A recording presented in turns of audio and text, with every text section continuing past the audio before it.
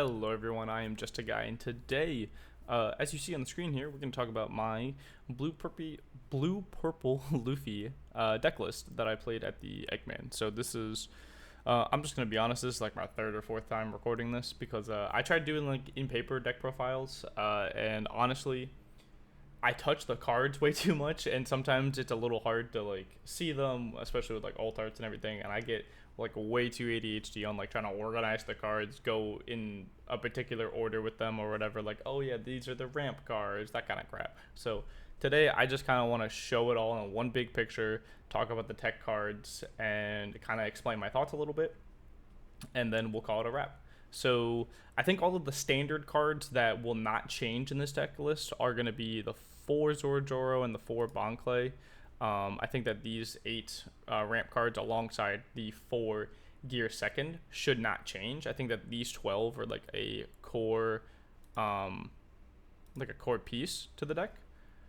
Um, Alongside like the really good 2Ks being Usahachi and Sanji. Maybe there's a world you go down on Sanji specifically because you want to play like the Nami 2K that bounces a 3. But otherwise, I think that those 8 2Ks should never change.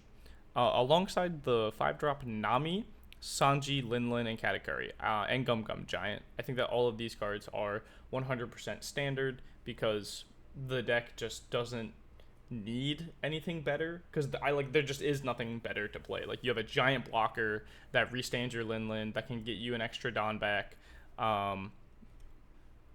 and I think the deck should always be playing some number of Gravity Blade and Red Rock. I don't think that's really like a tech, for example. I think that if certain decks come into the format as like more popular, if certain decks become more popular, then you might play more Red Rock or you might play more Grab Blade. But like week one, you should just play like 1 and 1 for sure. And like I said, as the format develops more and more, it's more correct to play more or less of one or the other. God Thread, I think, is a choice. Some people are still playing It's to Die For, and that's fine. I think both are good, but I think that God Thread specifically, week one is important because you need to have removal for blockers, for Betty, for other aggro decks. It's just really important to clear their board, remove the important cards off of their board while also still keeping up with your game plan of, hey, I'm going to ramp. Also, fun fact, if you play Zorojoro on 3, go to 5, play God Thread and swing with Zorojoro, now you're at 7. So the next turn you go to 9, which means that you can immediately play a Linlin, which means that against like Betty, for example, you can go on 5, kill whatever they played on 4, so you could kill their Ivankov or like a Karasu, or whatever random 4-drop they played. And then on the immediate turn after that, you can play a Linlin. Because like I said, you go from 3 to 5, and then at the end of that turn, you're at 7, and then on the next turn, you go to 9. So you go from being able to play God Thread to a Linlin. They can't answer that because at that point you remove 2 of their threats and also you gain a life. So at that point you should be at 1 to 2 life with a pretty comfortable amount of cards in your hand. If you only ramp 1 time though, like if you don't have Zorojoro and you get to play God Thread on 5 and you just go to 6 and then you go to 8 on the next turn, you can just play Kata or you could play 8-drop Rush Luffy, which I think 8-drop Rush Luffy is a good tech. And I wouldn't say he's like a tech, like he's not like a secret or anything, but he is a choice. You could play 0 to like 2 or 3 of this card. It depends on how aggressive you want your list to be. And also, I think that if you go for this game plan of I'm going to ramp once and then go to 8 on your 4th turn, and then play an 8-drop, and then they have to answer this 8-drop, and then if they don't answer the 8-drop, you're not going into a 10-don turn with an 8-drop on the board, and you have access to your leader ability, so you're going to draw 2 cards, set up your Sanji, while you have an 8-drop on the board. So it is, if they don't answer the 8-drop, like you're going into your 10-don turn with a very, very strong setup, and you get to save 2 cards in your hand because rather than playing 2 more ramp cards to get to 10 Dawn sooner, or to get to 8 Dawn to go to your 10 Dawn turn sooner, you're just saving those cards. So like if you had to use a gear 2 to ramp, rather than doing that, you could just save it as counter. Which is how I won a lot of games in the Eggman. Was I just ramped one time, like I just ramped with like a God Thread or something, or like I played a Bonclay going first, like on 5, go to 6, do whatever on 6. Like I could play Nami, or I could play another God Thread or whatever. Like literally anything. It doesn't matter. Like it's just like a passing turn. Just like, okay, I need to survive this one more turn, and then I go to 8, and then I can play my 8 drop, and then from there, you start taking away the game. Or like on 6, if you draw Red Rock, you could play that as well. But you're probably not gonna Red Rock their 5 drop. So yeah, so I think that Rush Luffy, just having a 5th 8 drop is really solid, and the fact that it can bounce a 4 drop. So against like Betty, for example, you bounce their Ivankov or Karasu or something, and you're gonna feel ahead. You've gained quite a bit of momentum in the matchup. And I think the last kind of like tech card that's worth talking about is Mihawk, and like Pudding is not really a tech, but like it's another choice. I don't think you need to play this card. It helps in the mirror for going for game. It helps against green and yellow decks. If they become popular and they want to hoard their hand, that could be helpful. So I think that Pudding is like a necessary evil for the deck, because like I personally don't love it, because like I feel like it's screwed me over more times than it has my opponent. But if played correctly, I think this card's very strong. Also, worst case, it's just another 1k, so it's fine. Also, fun fact about it is that it is a Big Mom Pirate. That's a 4 drop, and Kata can restand it. So in a pinch, you could swing 5 or 6 with it for low Don commitment, and then restand it with Kata. So that's something that's worth considering, at least. And then, like I said, the last card is the Mihawk. And something that's not on the list that's worth talking about is the lack of the 9 drop 10k Rush Luffy. So the reason why I decided to not play that for this event is because I wanted to see what the deck felt like without that card, and the deck felt great. Mihawk and 8-drop Rush Luffy both answer a threat the turn that they're played. They either bounce it back to hand, so they can bounce back a Burgess, they can bounce back Tashigi, the 3-drop green 2k Tashigi, they can bounce back the Rosie blocker, they can bounce back Bonclay in the mirror match, or Zorajoro. You could bounce back your own Pudding if you need to Pudding them again for whatever reason. So you can bounce back multiple things. Also, just being able to be a 9k rusher is really strong. And then the Mihawk on play bottoms a 7. So if you look at Purple Black Luffy, their top end is 7-drop Sanji, and with leader ability it makes it an 8. But other than the Sanji, they play a lot of 6-drop. So they have the 6-drop Luffy that is played in GP, the secret, and then they also have the 6-drop Luffy that is from the starter deck, I believe, where it makes your leader a base 7k. So with their leader ability, it becomes a 7 cost, so you can still bottom them with Mihawk. Against GP, you can still bottom a Sanji and Pudding, even if they plus it. In the mirror, you can bottom Bonclay, you can bottom Nami or Sanji, blocker. Against Purple Luffy, you can bottom like Luffy Taro, which is actually really convenient, because you could go like Sanji Mihawk, bottom their Luffy Taro, let them swing with Sangoro or Zorajoro, and then on the next turn you could play Linlin to put that into life, for example. So Mihawk just lets you get that little bit of extra reach, so it lets you answer a threat on their board while establishing your own threat, which is something that I don't like about Gravity Blade and Red Rock, in that, yes, they answer a threat, but they don't establish a threat at the same time. That is how you get these swings of momentum in your matchups, and that's how you know the game is swinging into your favor, is when you can play a threat and answer one of your opponent's threats in the same turn.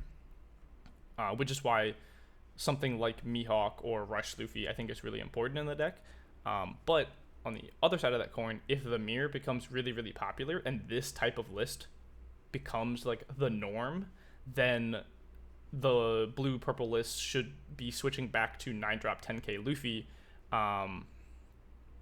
because he is really difficult to answer in the mirror match. Because he's 10k, you have to commit Dawn into your 9k bodies, or if you swing 10 into 10, like if you play your own, then they're just giving you a 1k, which is really not that much at all. So you kind of have to ignore their 10k body and just go face. So one of the matchups that I played in the Eggman was a mirror that I won, um, and he never had the chance to even play one. And that's the other thing about the mirror, is you have to not give them the opportunity to play a big body and let them capitalize on swinging with it multiple turns in a row. You have to be the aggressor.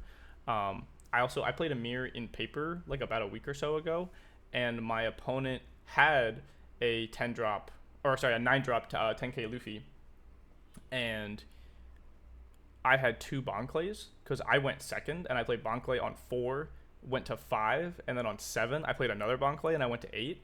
And then he played his 10k rush Luffy and he swung 10 and I think I took it or I countered, I forget. But then I went 10-10 because I had 2 Bonclays. And then sure, yeah, he attacked right back into the Bonclays, but he went to 1 life.